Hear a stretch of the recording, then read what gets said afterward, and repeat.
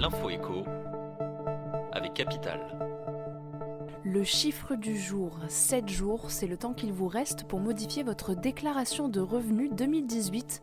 Le fisc vous laisse jusqu'au 17 décembre à minuit pour effectuer des corrections.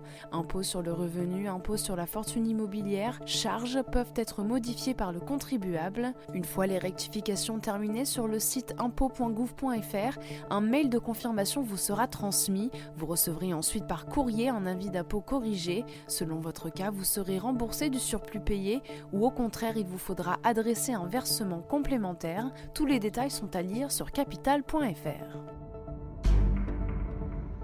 Le coup de gueule du jour sera-t-il poussé contre une hausse à venir des tarifs de l'électricité, alors qu'une disposition pour limiter l'inflation de ces prix a été récemment introduite dans la loi énergie et climat? Un imbroglio politique risque de mettre à mal cette mesure. Ce dispositif doit permettre de relever le plafond de volume énergie que peuvent acheter les fournisseurs alternatifs auprès d'EDF à un prix avantageux et ainsi réduire leurs achats sur les marchés de gros, plus chers et donc le surcoût payé par les consommateurs. Mais la validation de cette mesure par la Commission européenne tardant, un risque de hausse à court terme n'est pas éliminé.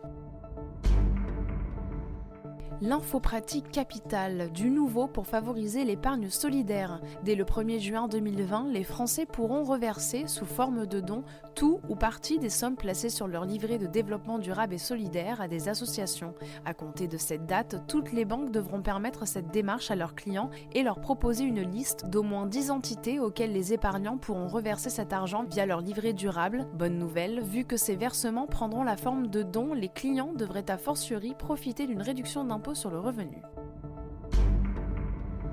Et on termine avec la Ligue 1. Canal+ et beIN Sport sont en train de négocier un accord exclusif qui permettra à la chaîne cryptée de diffuser des matchs de Ligue 1.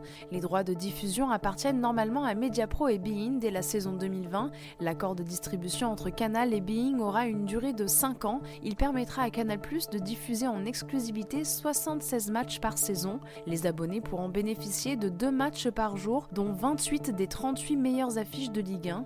Les 10 gros chocs attendus chaque saison ne font donc pas partie de l'offre et seront eux diffusés par Mediapro.